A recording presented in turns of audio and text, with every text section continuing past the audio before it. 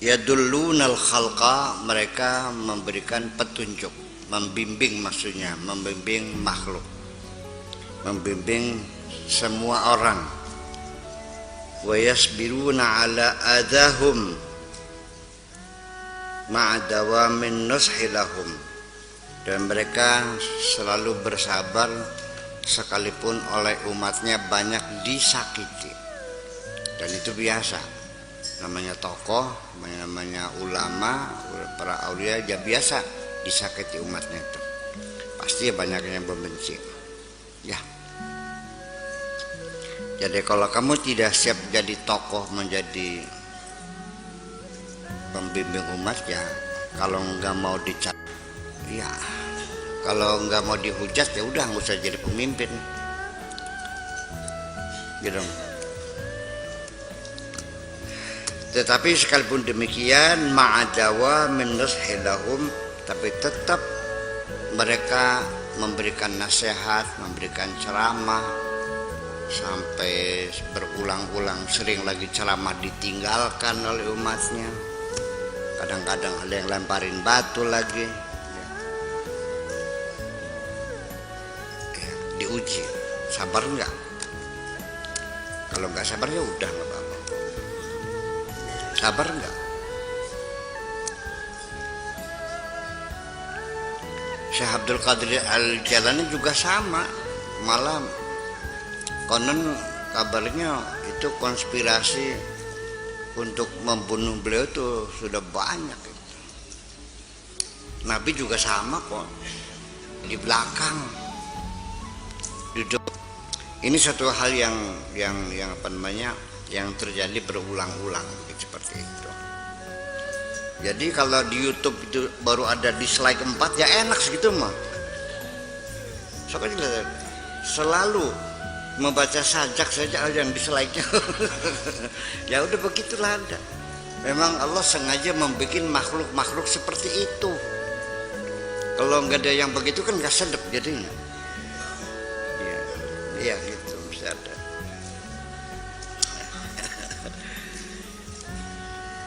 Yatabassamuna fi wujuhil munafiqina wal fussaq, mereka tetap tersenyum di hadapan orang-orang munafik dan orang-orang fasik. Enggak cemberut, enggak marah, senyum aja kok. Senyum ini artinya sangat besar sekali. Kalau dalam pertarungan, sekalipun engkau kalah, selalu tersenyumlah di hadapan orang yang telah yang menaklukkan kamu itu. Dengan kamu tersenyum, orang yang menang itu tidak pernah merasa puas dengan kemenangannya. Senyum aja. Ya. Membuat orang yang menang semakin kecewa dengan kemenangannya itu. Kenapa? Karena engkau masih mampu tersenyum.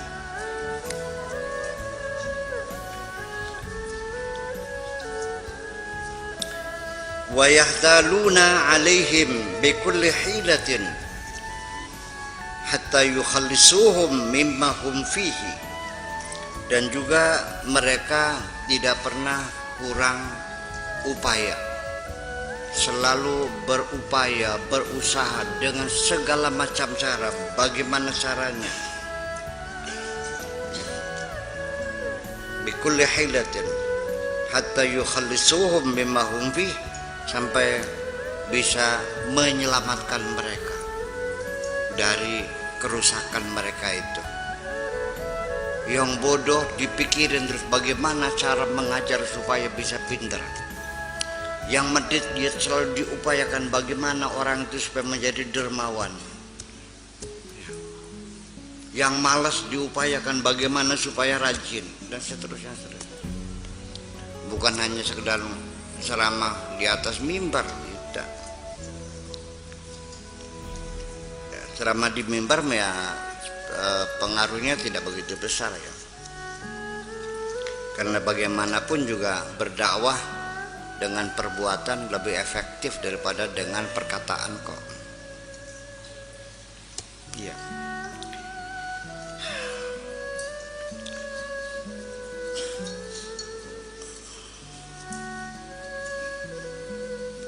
wa yuhammiluhum, ya, wa hatta wa atafnya, wa yuhammiluhum ila babi rabbihim, atau wa yahmiluna wa yahmiluhum, dulu segala macam tiap hari yang terjago. Sebel nggak nafsu ngeliatnya. Yadhaku fi wajihi, tahu kerusakan moralnya, dia tahu agamanya nggak benar, tahu semuanya. Wasawadi wajhi qalbihi, dan juga tahu, ya seperti gitu. Kalau pilih boleh, ya seperti itu. Wa kasrati ghillihi wa kadrihi, dan juga dia tahu, ya, kepalsuannya, tahu juga kekeruhan hatinya, tahu semuanya, kebohongannya, tahu semuanya. Tapi orang arif billah selalu berpura-pura tidak tahu, ya tetap hormat-hormat aja kok. Nabi juga tahu kok sahabat-sahabatnya yang munafik mana yang tahu semua. Tapi Nabi kan nggak bilang, ya kamu munafik kan enggak kan, kamu fasik enggak, ya udah aja.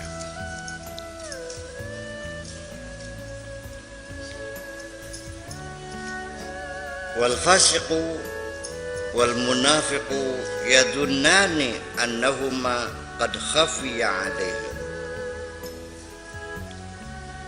Orang yang fasiknya, orang yang munafiknya menduga bahwa mereka bisa menyembunyikan dirinya, walam ya'rifhuma, ya, dan juga tidak bagi mereka itu tidak dapat karamah, ma yukhfiyani alaihi, cara menunjuknya.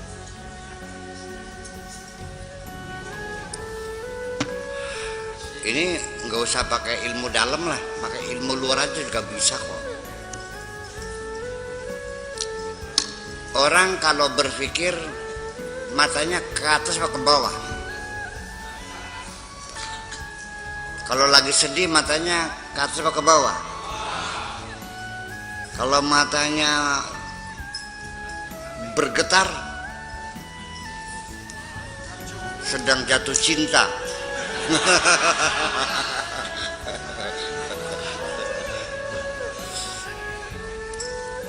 Aku juga tahu ketika ada perempuan datang menatapi wajahku, matanya bergetar, sedang jatuh cinta.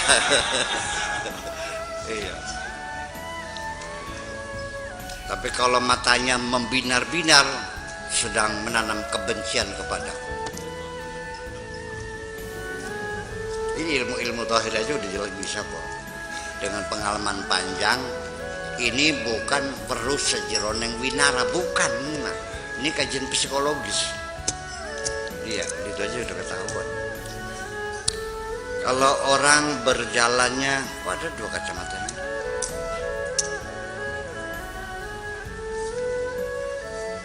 Kalau orang berjalannya melihat ke bawah, tangannya digendong ke belakang, topinya ambles, lalu jalannya tekluk. Apa tuh wataknya tuh?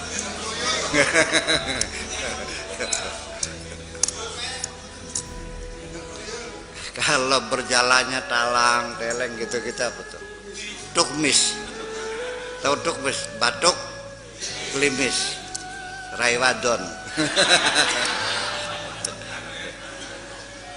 Ibu-ibu kalau berjalan suami, biarkan suamimu di depan, engkau di belakang. Lihat bagaimana suamimu berjalan, hati-hati.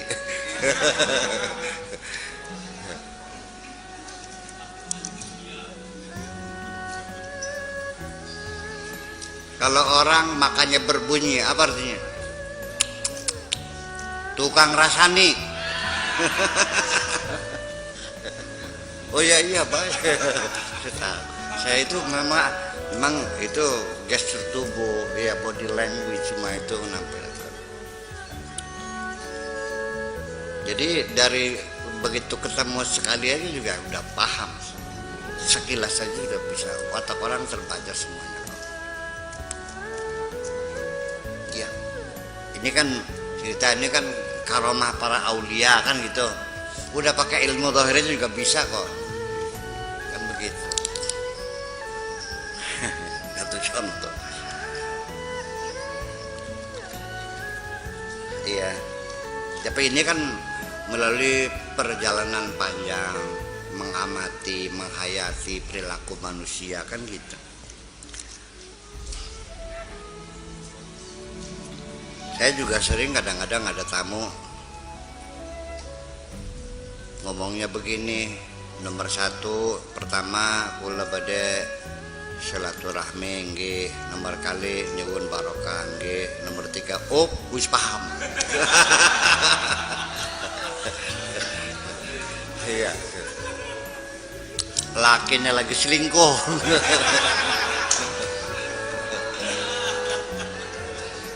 Iya, matanya berkaca-kaca. Ya, sedih kan, karena lagi sakit hati. Ya, ngomongnya juga sambil gemetaran. Ya, udah paham? Ya, itu ya.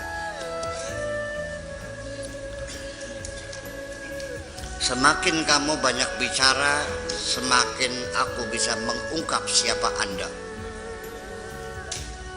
Sampai kelas berapa sekolahmu aku tahu. Katanya jam 10, sekarang jam 12. Sayanya pergi ke Kesmas dulu katanya gitu. Kelas 4 SD sekolahnya. Terus apa sebabnya? Anak saya sakit apa? Dijawabnya gini, atau kata dokternya harus dikoperasi dulu katanya. Nggak sekolah SD tuh. Iya dong, itu konsekuensi. Saya sering nggak bilang universitas, persitas, betul nggak? Kuno guyon kan? Itu gurau saya menirukan bahasanya orang yang uneducated gitu kan, persitas. Nantinya di bawahnya persitas namanya manggultas. Itu bergurau terus. Ya ini kan kelebihan-kelebihan dimiliki oleh para arifin billah semacam itu, tetapi mereka tetap tidak pernah mengatakan aku tahu. Ya udahlah.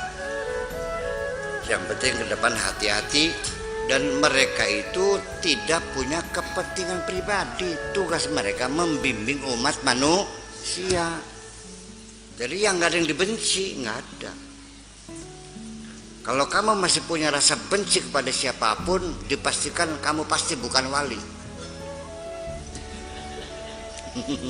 Kalau nggak ada, iya. So, aulia ilah nggak punya kebencian. Ya para nabi, para rasul itu nggak punya kebencian, nggak punya. Ya nggak sah jadi nabinya kalau masih benci mah. Dan tidak ada dendam sama sekali.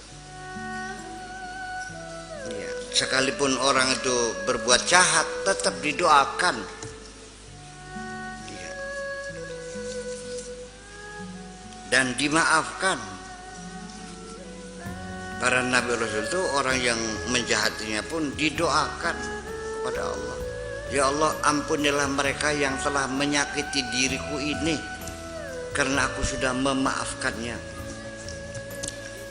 Ya. Dan terus komunikasi terus dibangun, tidak pernah dihentikan, nggak ada kapoknya, terus berkomunikasi. Itu namanya fa'fu anhum wastaghfir lahum wasyawirhum fil amr. Maafkanlah mereka dan mintakan ampunan kepada Allah untuk mereka, dan terus berkomunikasi. Musyawarah dibangun terus. Itu. Karena tujuannya untuk membangun umat manusia, bukan untuk mencari pribadi. Yang nggak ada musuh cuma. Jadi ya kalau ada orang memusuhi silakan aja. Aku benci kamu. Ku jawab, aku sayang kamu.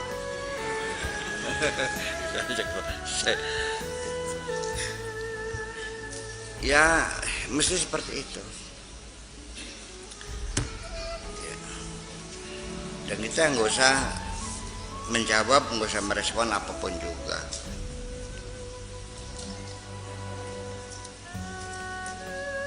Itulah kurang lebih bagaimana perilaku. Jadi nanti ke depan ini salah satu password ya untuk memperhatikan orang ini benar atau enggak, wali atau bukan. Saya ingin mengatakan jangan pernah dikaitkan perwalian itu dengan kesaktian. Hampir gagal semuanya. Kalau orang menampilkan kesaktian, percayalah di ujungnya menipu kamu. Udah gitu aja. Yang bisa menggandakan uang nipu kamu. Ya, yang bisa mencarikan merah delima menipu kamu. Pedang semure sama. Pring petuk sama. Uang Brazil sama. Harta karun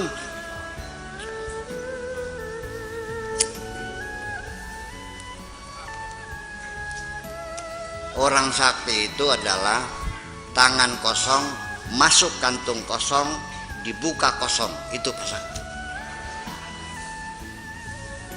Tangan kosong, masuk kantong kosong, dibuka kosong. Itu sakti. Kalau tangan kosong, masuk kantong kosong, dibuka berlian, bohong. Ya gitu aja. Iya.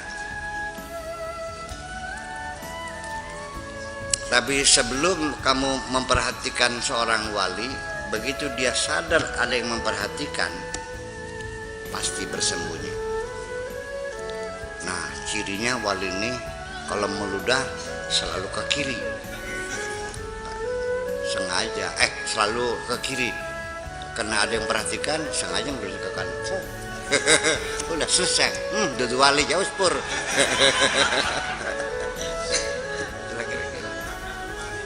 Iya, jangan nggak bakal. Tidak semudah itu. Semakin kau masang teropong, semakin tersembunyi.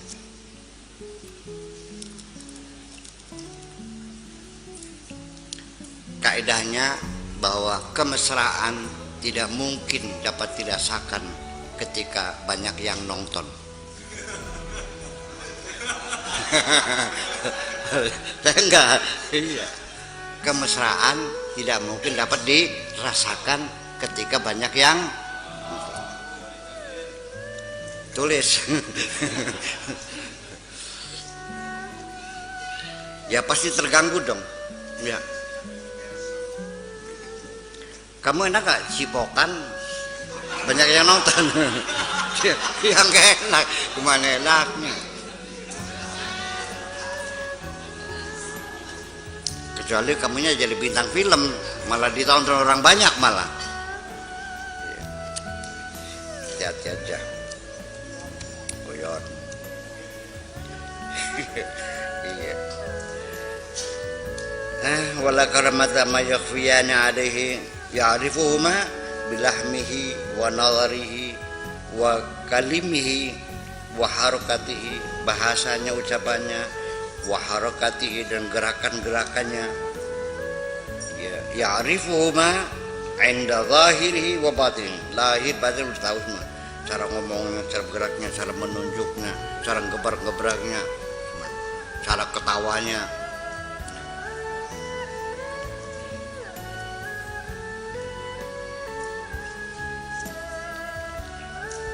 Ya, seperti itu. Wala syakka, sudah pasti ya. Wala syakka itu namanya sudah pasti, tanpa keraguan lagi, bahwa kalimat, ucapan, bahasa, pandangan, gerak-gerik semuanya, sampai aroma pun, itu saya tambahin lagi, aroma pun bisa. Nabi Muhammad itu sahabat mengatakan tidak pernah seorang sahabat pun mencium aroma Nabi yang tidak menyenangkan, selalu berbau wangi. Ya, bukan karena selalu pakai minyak wangi, ya memang keringatnya juga bekas yang mempunyai perengus sejen.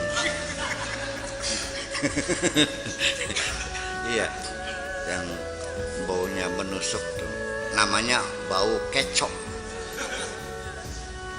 Biasanya keluarnya dari ketek tuh, bau kecok.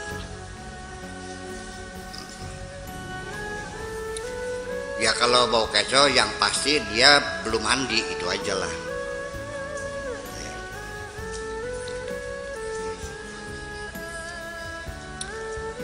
Dan sekarang gelombang aroma juga bisa menjadi alat untuk mendeteksi seseorang dari gelombang aromanya. Anjing itu punya detektor di bangusnya itu, di mulutnya itu, di hidungnya itu punya mesin detektor yang Allah yang bikin. Ya, asal ada pencuri masuk ke rumah, dia suruh mengendus saja ruangan itu, lalu dia cari, begitu ada orang yang aromanya sama langsung diserang. Karena ada campur perengusnya dikit, kemudian bau sebelnya dikit, bau apa lagi, anjirnya dikit. Oh ini sih, ini.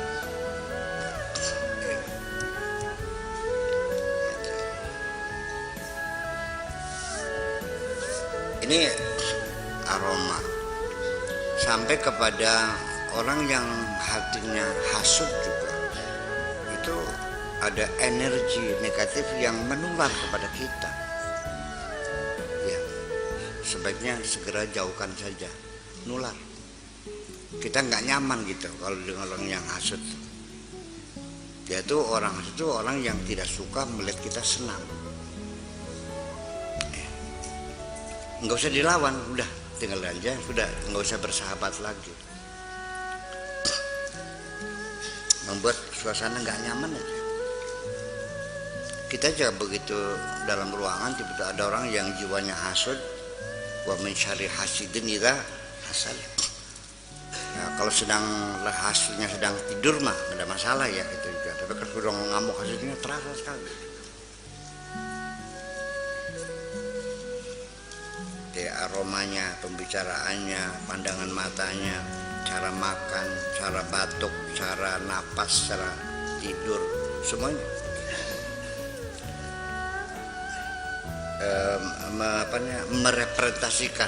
merepresentasikan kondisi psikologisnya itu.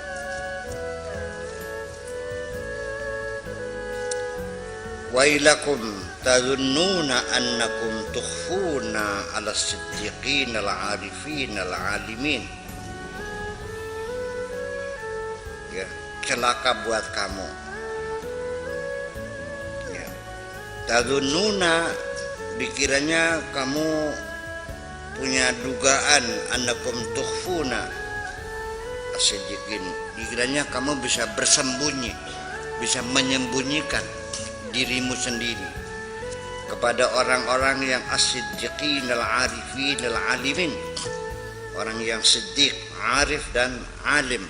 Nggak bisa, engkau tidak bisa menyembunyikan kepribadianmu itu, semuanya terbaca semua.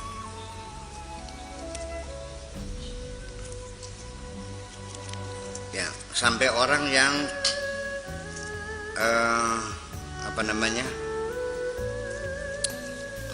hormon yang dikeluarkan oleh seseorang itu juga bisa terdeteksi bahwa orang ini orang hiperseksual, kelihatan. Ya, ini orang yang lemah syahwat, kelihatan.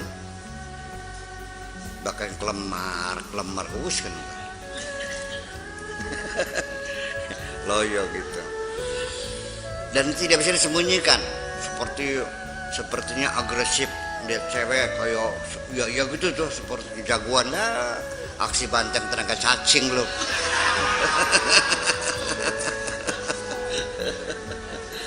Betul nggak Pak? Iya. Iya.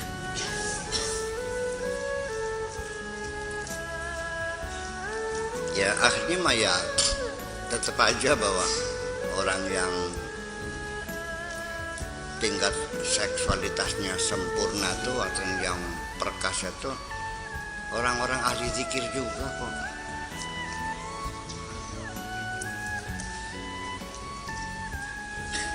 Percaya? Iya. Ya kenapa ya? Karena mereka tuh orang yang bisa apa namanya, sustainable, bisa menjaga dan bisa berkonsentrasi panjang. Orang yang bisa menjaga emosinya. Iya. Sekali menang nyoba beding lah.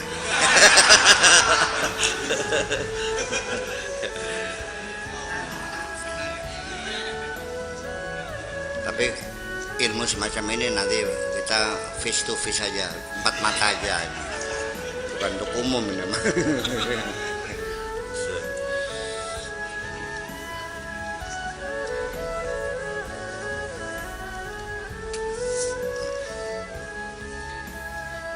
Ya, ila ay waqtin tudayya'una umrakum, sampai kapan engkau menyia-nyiakan umurmu itu, menyia-nyiakan waktumu, usiamu, kau hambur-hamburkan sampai kapan, Bung?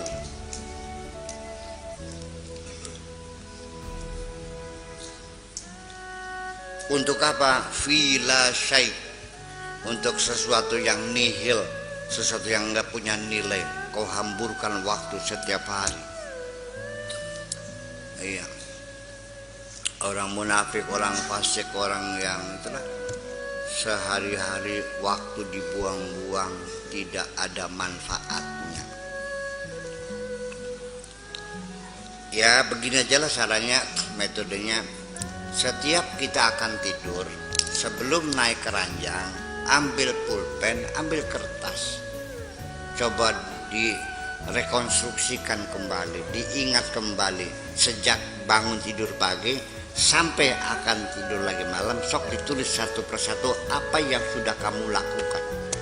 Ternyata nol semuanya, buang waktu. Isinya rerasan, pincian, ketepelan.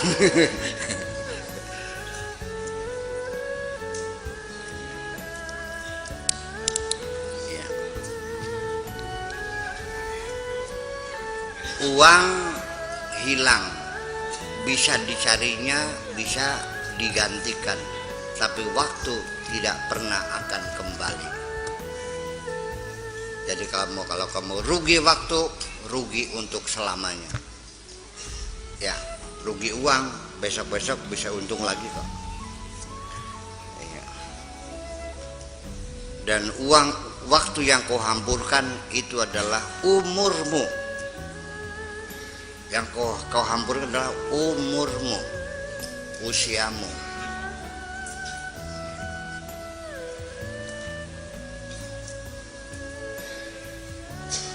Utlubu man yadullukum ala tariqil akhirah ya dalalan anha. Orang yang lagi sesat, cari dong orang yang bisa menuntun kamu menuju jalan akhirat. Dicari, dikejar di mana adanya, sok sana. Di Malaysia, di Jerman, di Belanda, sana kejar.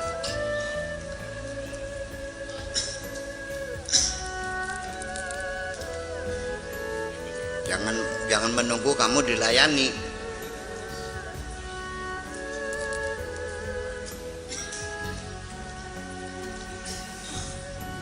Utlubu man yadullukum ala tariqil akhirat ya dalalan anha. Wahai orang yang sesat dalam kehidupan dunia, cari dong orang yang bisa menuntun kamu menuju kebenaran itu. Dengarkan nasihatnya. Allahu Akbar alaikum ya mautal qulub. Allahu Akbar ya makhluk-makhluk yang hatinya mati nih. Ya musyrikin, orang-orang musyrik. Bil asbab. Kemusyrikan disebabkan ketergantungan hatimu kepada kausalita asbab. Musyrik bil asbab. Kenapa orang itu disebut musyrik bil asbab? Karena ketika ada yang diyakini selain Allah yang apa saja bisa, berarti Tuhannya ada dua dong.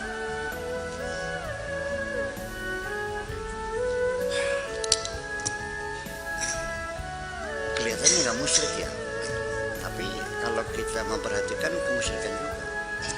Musyrik, kafir, itu sesungguhnya yang mengatakan musyrik di situ gudang musyriknya di situ,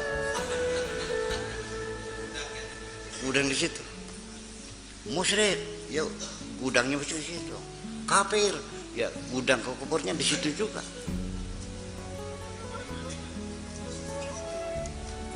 Oke. Dulu ketika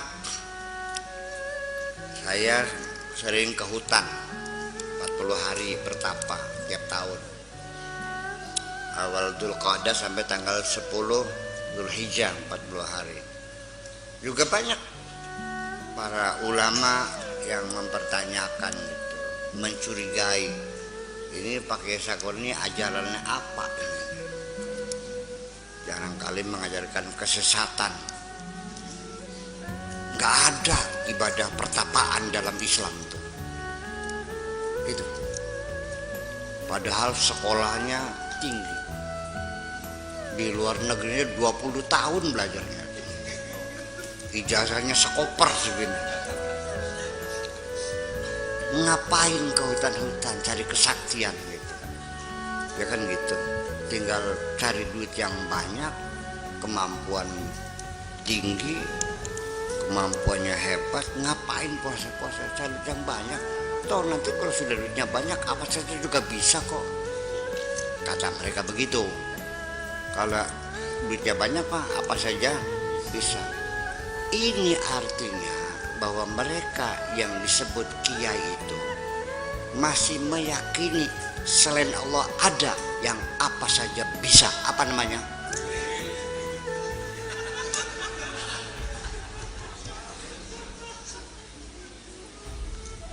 Yang kita yakini innallaha ala kulli syai'in, Allah itu apa saja bisa, dan hanya Allah. Selain Allah tidak ada yang apa saja bisa. Tetapi ketika orang meyakini bahwa selain Allah ada yang apa saja bisa, berarti musyrik enggak? Saya tidak mengatakan mereka musyrik, tapi saya hanya menganjurkan yuk kita bertobat kepada Allah. Kalau nggak mau ya udah nggak apa-apa. Memang Allah juga nggak butuh nggak apa pertobatanmu itu kok. Memang butuh gitu.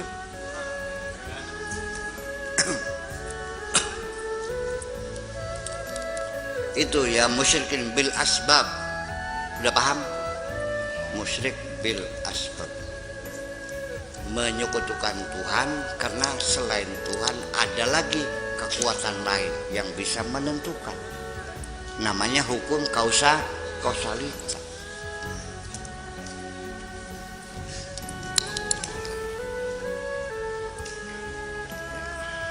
Sampai-sampai Allah dipaksa dalam akidahnya, Allah dipaksa harus tunduk dengan hukum kausalita. Dari mana logikanya orang tidur aja pengen kaya? Dari mana mungkin orang nggak sekolah kepengen pintar? Ini ucapan sehari-harinya. Iya kan? Bagaimana orang itu begini kalau tidak begini? Jadi ada proses hukum kausalita. Jadi kalau lapar harus makan, setelah makan jadi kenyang. Kan gitu.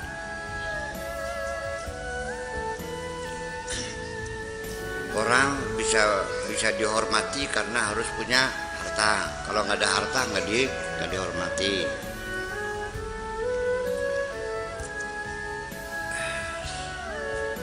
Sampai Allah pun dipaksa oleh mereka harus tunduk dengan hukum kausalitas. Allah juga tidak bisa kalau tidak melalui cara ini. Lo bikin aku lebih mampu dari Allah gitu. Ini bukan musyrik. Kalau musyrik kan Allah disekutukan dengan yang lain. Kalau aku lebih mampu berarti dia ada di atas Tuhan. Jadi Tuhan itu adikmu.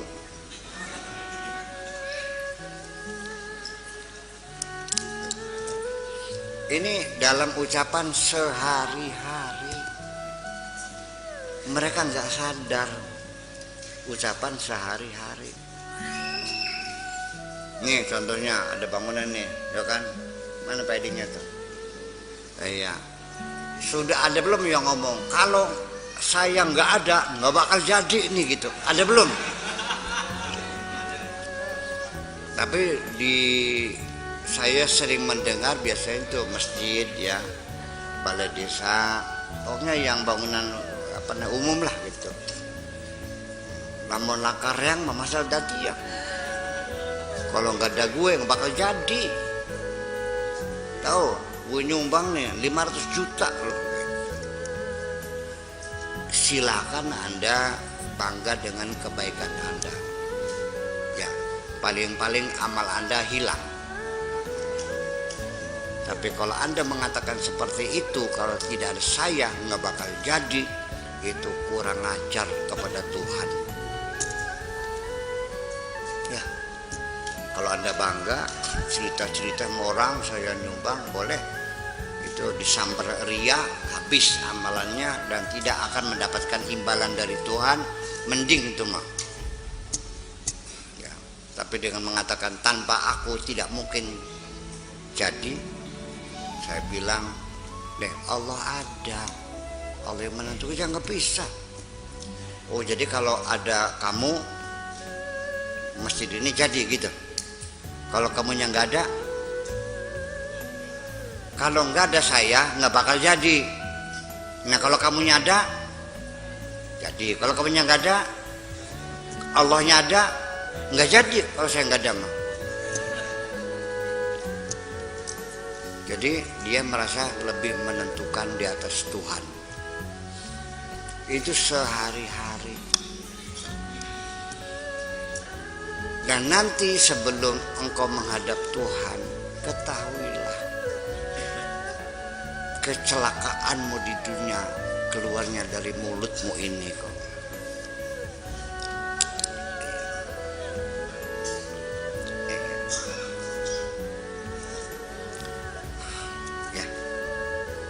Jadi dihitung dong gitu. Kamu keluar duit 1 juta belanja di Gragen Mall. Setelah pulang diperiksa, bingung dia. 1 juta kok masa dapatnya ini saja?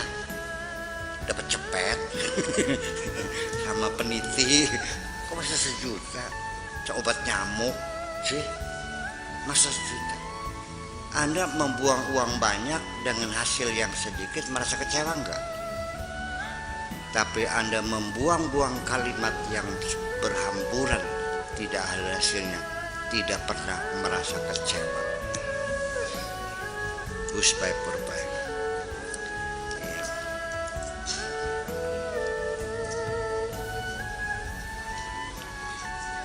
Setiap huruf, setiap kalimat yang kamu keluarkan itu berapa energi yang dikeluarkan.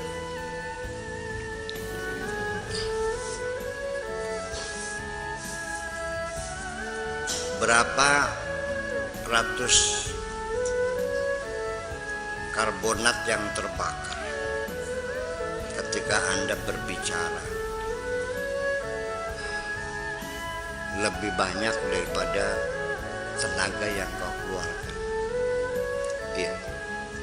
Makanya ketika orang ingin punya anak itu diperlukan menghemat suara. Kalau perlu puasa tidak bicara. Nah, Siti Maryam juga punya anak. Ini nazartu lirrahmani shauma falan ukallimal yauma insiya. Nabi Zakaria juga sama. Ayatuka alla tukalliman nasa salasa layalin sawiyya. Jadi akhirnya dicas kembali, itu menjadi energi besar. Itu hubungannya dengan sperma. Kalau orang bisa menghemat suara, spermanya galas. Ya, honor. Yang nganter serok lulus kan.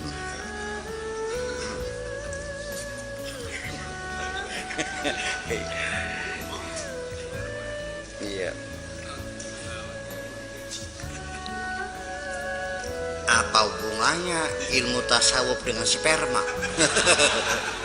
Ada. Ya kamu kan dulunya sperma juga. Iya. Jadi kalau memang spermanya kendor dulu juga peleat, ya sampai tua ya peleat-peleot. Ya kalau spermanya terengginas ya terengginas juga. Iya. Kita punya anak, ada kemungkinan bisa mirip ibunya, bisa mirip bapaknya, atau yang ketiga campuran ibu dan bapak. Kalau campuran berarti gairahnya seimbang. Ya, kalau mirip ibunya berarti yang bergairah ibunya. Kalau mirip bapaknya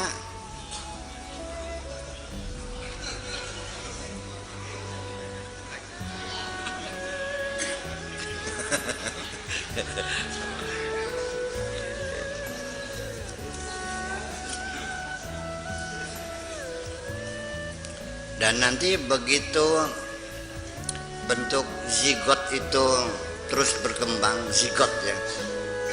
Zigot itu bentuknya kalau belum dalam tahapan itu sebesar bakso, itu persis kayak daging bakso. Iya. Lalu dalam pertumbuhan sel berikutnya akan membentuklah garis-garis mata, jari-jari, tangan, kaki, kepala mulai. Nah, kalau sudah berbentuk sempurna itu biasanya di usia embrio itu 4 bulan. Baru di situ ditiupkan ruh kemanusiaan, ruh insaniyah. Baru.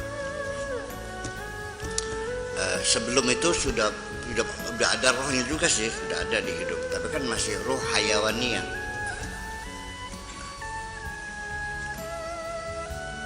Nah, itu juga akan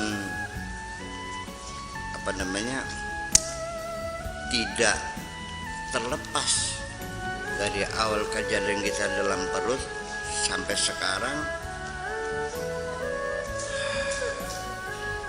Jadi kegemaran, hobi ya yang sekarang kita rasakan itu sudah ada dalam perut, sudah muncul kesukaan, hobi gitu. Nah, sang janin hobinya mendengarkan lagu-lagu jazz, ibunya mendengarkan lagu country, puyeng dasnya.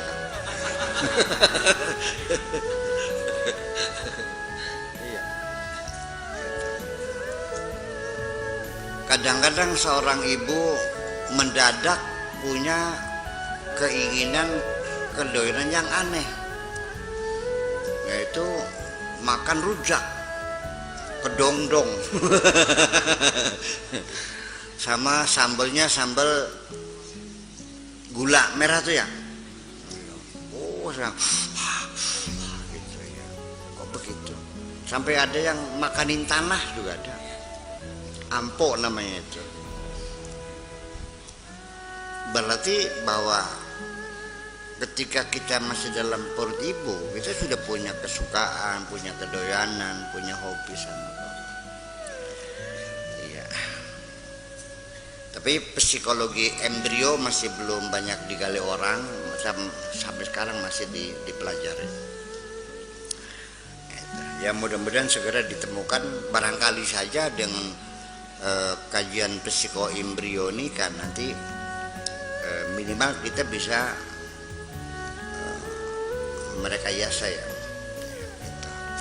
Artinya nanti bakat dan minat itu bukan nanti setelah sekolah, tapi sejak dalam janin sudah bisa kita baca. Hitung aja saatnya lah, biarkan mereka yang bekerja, kita menunggu hasilnya aja lah. Iya. Dan memang kita nggak bisa kerja, mereka yang bisa.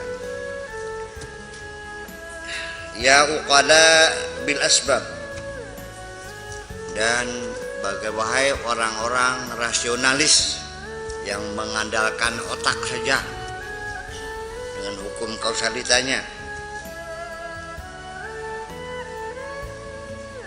walahum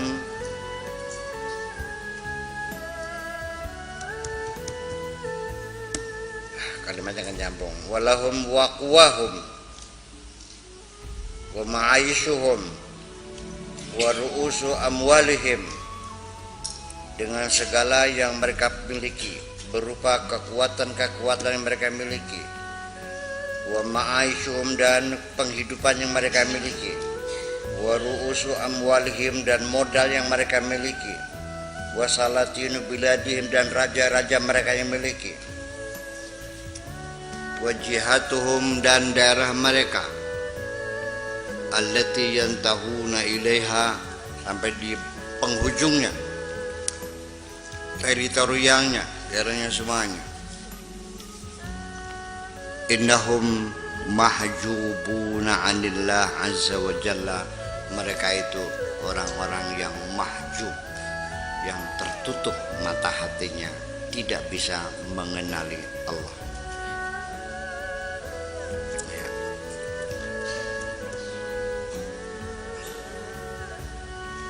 Maksud saya begini, jangan sampai salah paham. Kaum rasionalis, Mu'tazilah, jangan dikira mereka anti tasawuf. Banyak mereka yang sufi, hebat dengan rasionalnya itu.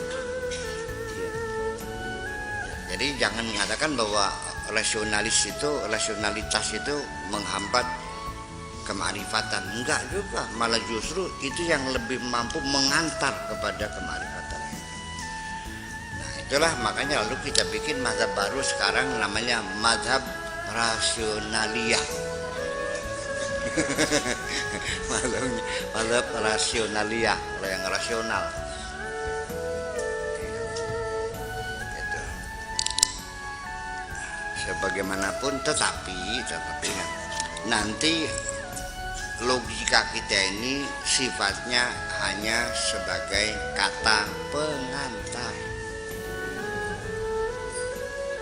Iya, pesawat olang-alik Challenger di Amerika Serikat, roket itu melesat, itu ada tahapan-tahapan. Begitu sudah lewat dari mantel bumi, ya roket pendorong itu lepas, udah nggak lagi, enggak. Makin dilepas lagi, dan akhirnya sampai di penghujungnya semua kita sudah tidak ada lagi akhirnya itu. Nah itulah tingkatan fana, jasad kita, logika kita, rasa kita, hati kita semuanya habis, baru kita mengenalnya itu. Baik, jaga terusan.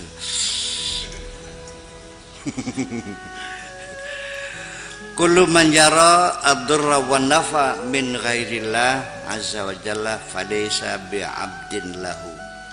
Siapapun yang melihat adanya kemampuan lain yang bisa memberikan bahaya, kekuatan lain yang bisa memberikan manfaat selain Allah,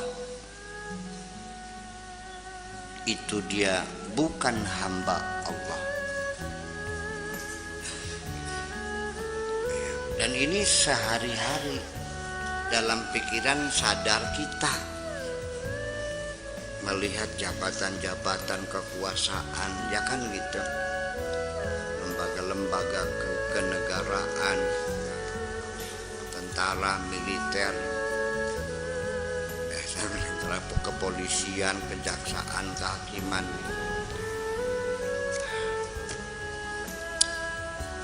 Jadi ketika seorang atasan juga paling sering seorang atasan marah kepada bawahannya karena dia selalu membangkang. Apa katanya? Sekali lagi engkau mengabaikan perintahku, ketahuilah masa depanmu ada di ujung penaku ini. Kapan saja aku bisa memutasi kamu. Hebat bukan main. Jadi artinya ya seperti itulah saja. Jadi artinya ketika kita meyakini ada sesuatu lembaga, orang, apa aja lah yang kita yakini bisa kemampuan menolong kita, yang bisa menghancurkan kita, ketahui engkau sudah bukan lagi hamba Allah. Ya, itu resikonya ya seperti itu. Berarti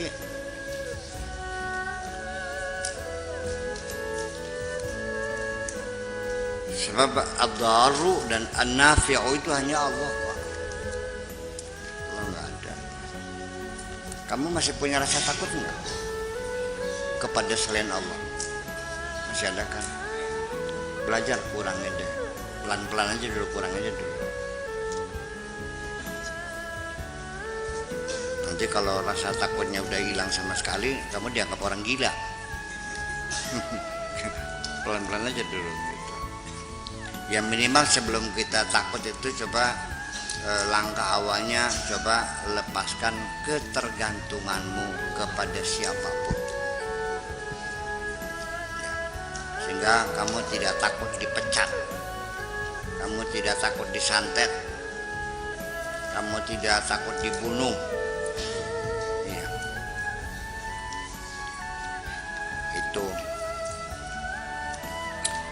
Nah, kalau orang sudah tidak ada yang ditakuti, hanya Allah saja, itu dapat dipastikan tidurnya pasti nyenyak dan tidak mungkin ada rasa kegelisahan. Kenapa demikian? Semua apa saja gejala kegelisahan, kekacauan, rungsing atau bad mood, ya, apalagi was-was, curiga, itu semuanya yang membuat kita tidak nyaman. Binatang yang bersembunyi di belakang itu ketakutan sebetulnya. Faktor yang menentukan itu adalah takut. Makanya ketika Allah akan memberikan ujian kepada kita, yang disebutkan pertama kali adalah takut. Walanabluwannakum bisyai'in minal khaufi. Iya, wal ju', lapar kedua. Yang pertama takut dulu. Orang kalau dalam ketakutan hidupnya nggak ada enaknya. Ya, perantang perinting. Bulu roma meremang-remang. Ketika kamu berpelukan dengan istrimu yang cantik jelita, sampai bulu romamu meremang-remang, perantang perinting, enak nggak?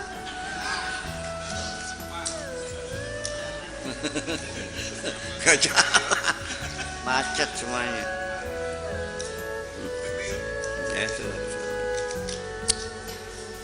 Huwa abdu man ro'a dzalika minhu, dia hambanya sesuatu yang dia lihat, yang bisa membahayakan dan yang bisa memberi manfaat. atasannya, ya itulah berarti Tuhannya adalah atasannya. Kalau dia bergantung kepada atasannya, ya sampai menjilat-jilat pantatnya gitu untuk dapat jabatan, ya berarti Tuhannya atasannya. Kalau dia takut pada atasannya, takut barangkali dipecat, barangkali dimutasi, ya berarti Tuhannya atasannya. Kata Allahnya, ini bukan hambaku, sana. Gitu. Makanya orang yang bilang selalu menuduh orang musyrik, percayalah, orang yang tidak tahu hakikat kemusyrikan. Iya. Kalau orang tahu kemusyrikan, tidak mungkin akan memusyrik-musyrikan orang lain. Iya. Setiap hari kita terjebak dalam kemusyrikan itu. Makanya yang penting baca istighfar aja lah. Ya kan? Fahuwal yawm fi naril maqti wal hijab. Sekarang di dunia dia dalam api kebencian dan penghijaban. Hidupnya susah, nggak nyaman, selalu gelisah, tidak ada ketenangan. Di dunianya tersiksa. Wa ghadan fi nari jahannam. Di dunianya tersiksa, di akhiratnya terbakar. Ma yaslamu min narillah azza wa jalla, tidak akan ada yang selamat dari siksa api neraka Allah illal muttaqun, kecuali orang-orang yang bertakwa, al muwahhidun, orang yang mengesahkan Tuhan, al mukhlisun, orang-orang loyalis, at-taibun, orang yang banyak meminta ampun kepada Allah.